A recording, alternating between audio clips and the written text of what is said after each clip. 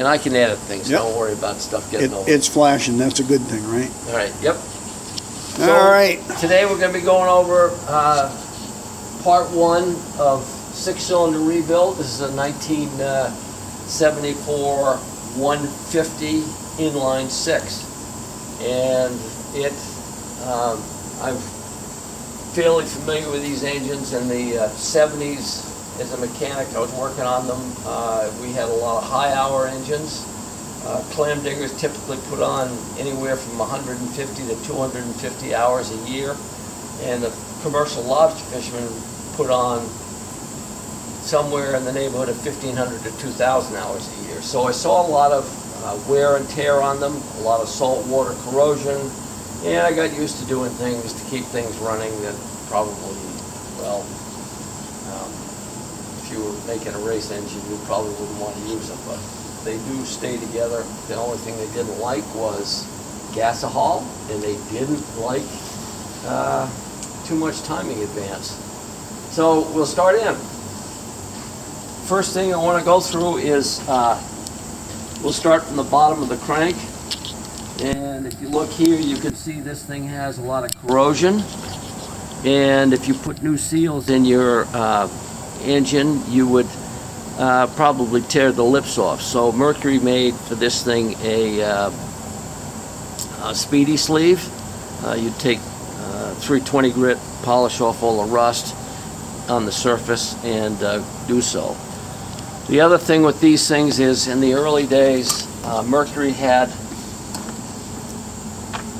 seals, which when Jimmy Carter came out with the gasohol in the 70s to save us all money, Which they didn't.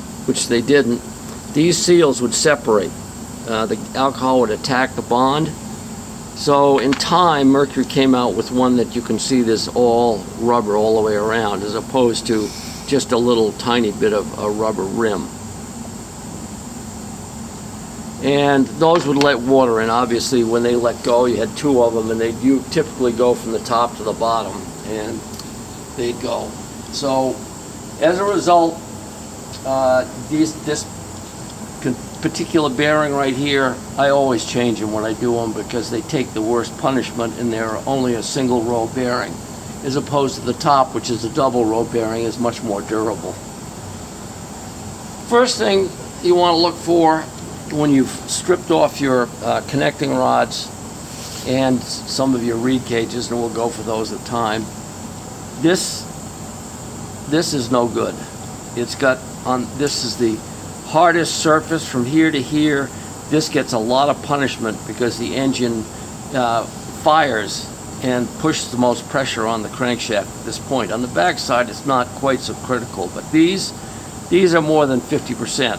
You can see the pitting. Now, sometimes you will have black marks, and those can be rust. It's discoloration of the metal, and that's quite different from an actual pit. It's more like a plaque then. Yes, yeah, I guess so. It's just discolored the surface metal. So these are real bad. This is a rejection crank. This crank is no good. The next thing we want to look at is where the reed cage rises. People usually look at this and say, "Oh my God, it's no good." Well, these don't mean anything. They are meaningless. It doesn't matter if it gets a little rusted, just so long as they're cleaned up when you put it back together again. And since we're there, we'll talk about the reeds that ride on those. This is a reed cage. You'll be riding on that. And if you look at this reed cage, you will see that these little labyrinth seals, as they're called, are quite high and proud, and they're quite flattened and shacked on this side. So when you're looking at these,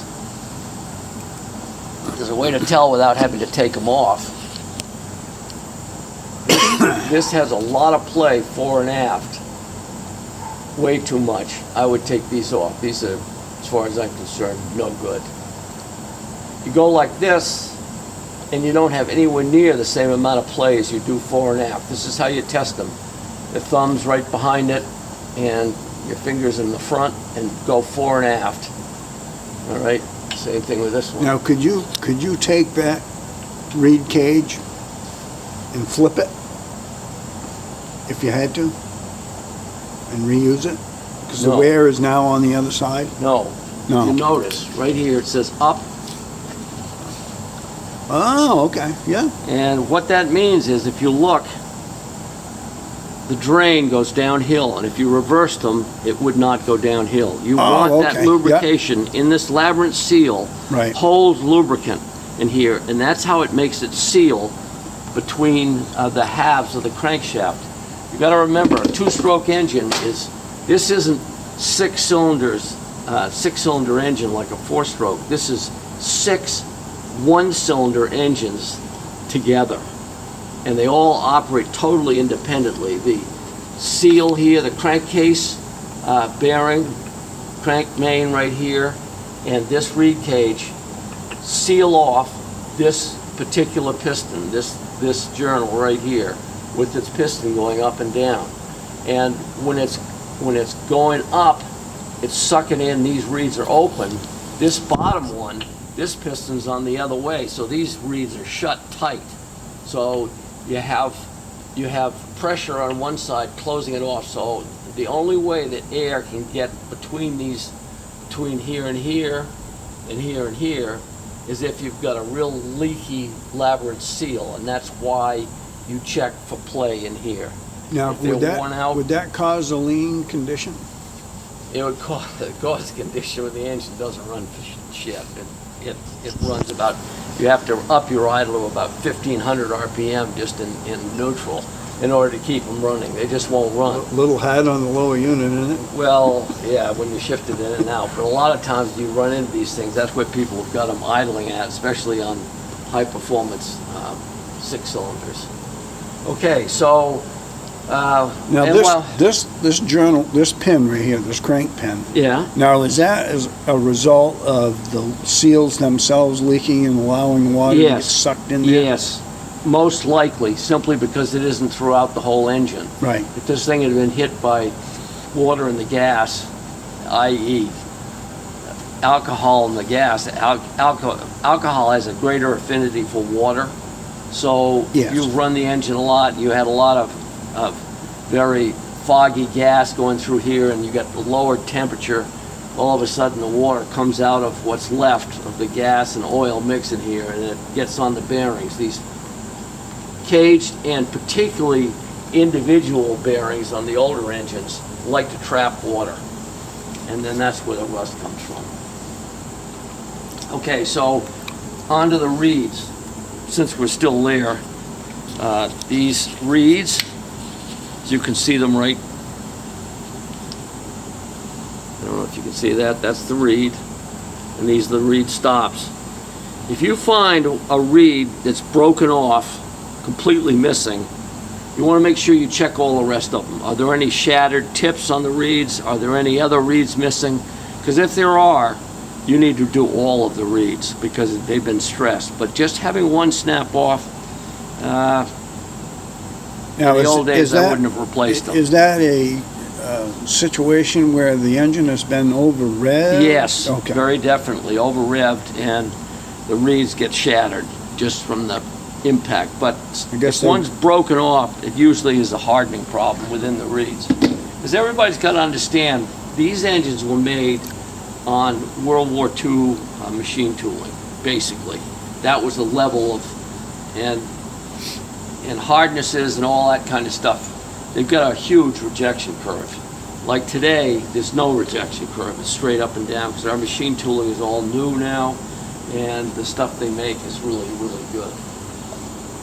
Okay, so there we go with the reeds. Again, if you've got more than one damaged reed, you probably had an over-rev situation. All the rest of the reeds are at risk of coming apart, so that's when you want to change those. Well, there's also a possibility of ingesting the bits and pieces, or would they pass those? Yeah, well, we can take a look at bits and pieces.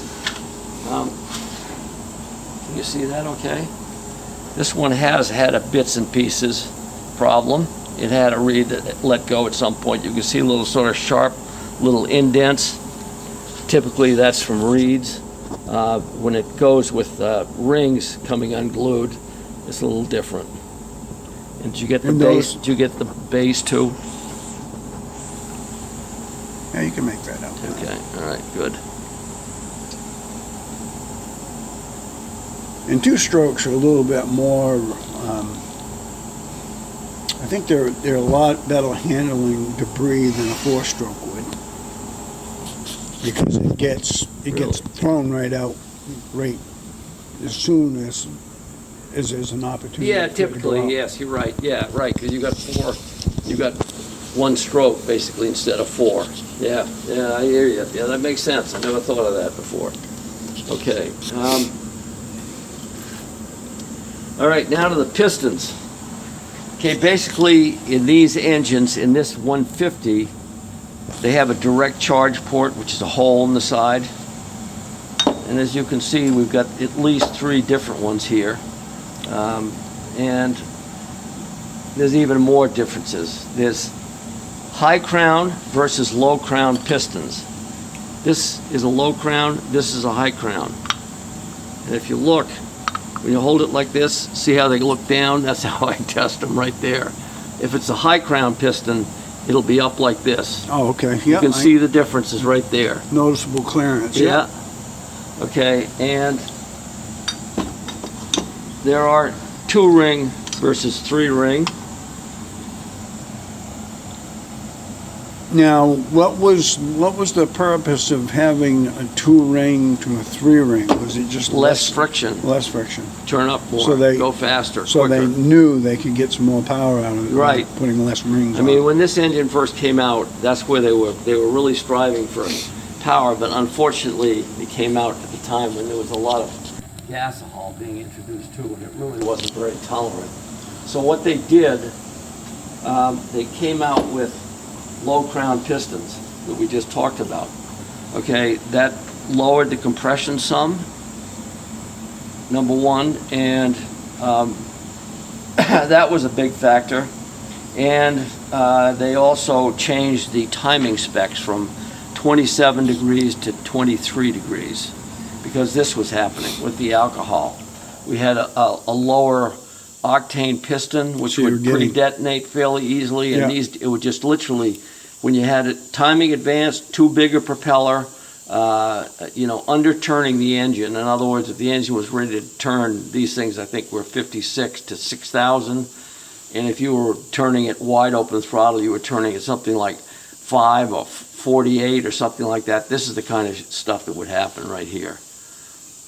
Especially with really nasty fuel. I don't really know whether this is a high crown or a low crown. We can check it. Let's just Oh, a see. lot of it's missing. Yeah, a lot of it's missing. I would say that this probably was a high crown piston. Yeah, judging by what you Right, have there. Right, I would say so. Because here's a low crown. And you could see how much it drops down in relation. There's a lot of that crown that's missing off that piston. Yes. So, and that typically, like to cover the spark plugs, you'd take the spark plugs out and they'd be metallized. Yes. All right. All right, let's see. Now we're, I think we've talked about water in the bottom cylinder, piston types. Okay, and now last but not least, this is the replacement piston. It was made in Japan. They make a high crown and a low crown still. Because I just ordered one the other day. I was quite surprised I could still get it. And if you look, the ring grooves are huge. All right, so they take a different ring. Oh, And yeah. You've got to look that up. Yep. I got to figure that out, and that's sometimes a little difficult because they don't give it to you. Let's say if you look this engine up on the microfiche or online, they just use the old microfiche and print it up online. They don't say anything about this piston, so you have to go through the service bulletins to find it.